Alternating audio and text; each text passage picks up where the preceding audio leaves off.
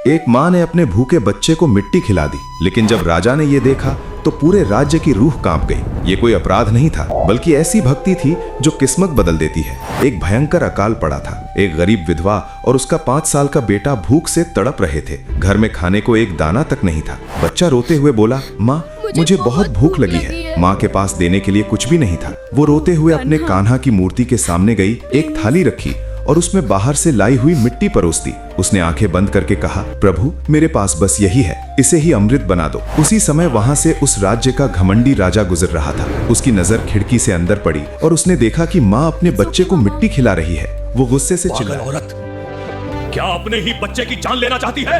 राजा तुरंत अंदर आया और गुस्से में बच्चे के हाथ से मिट्टी छीनकर फेंकने लगा। लेकिन जैसे ही वो मिट्टी उसके हाथ को लगी, वो शुद्ध केसर की मिठाई में बदल गई। पूरे कमरे में ऐसी सुगंध फैल गई जैसी शाही रसोई में भी नहीं होती। राजा हैरान रह गया। उसने मूर्ति की ओर देखा। मूर्ति के होठों पर मिट्टी का निशान था और वो मुस्कुरा रही थी। राजा को समझ आ गया कि जिसे वो मिट्टी समझ रहा था, उसे भगवान पहले ही स्वीकार कर चुके थे। राजा वहीं उस मिट्टी के आगे झुक गया और अपनी पूरी शाही तिजोरी उस गरीब माँ के लिए खोल दी। लोग कहते हैं कि भगवान दिखाई नहीं देते, लेकिन सच ये है कि जब वो साथ होते हैं तो मिट्टी भी सोना बन जाती है। हरि की महिमा के लिए लाइक करें, कमेंट में जय श्री हरि जरूर लिखें।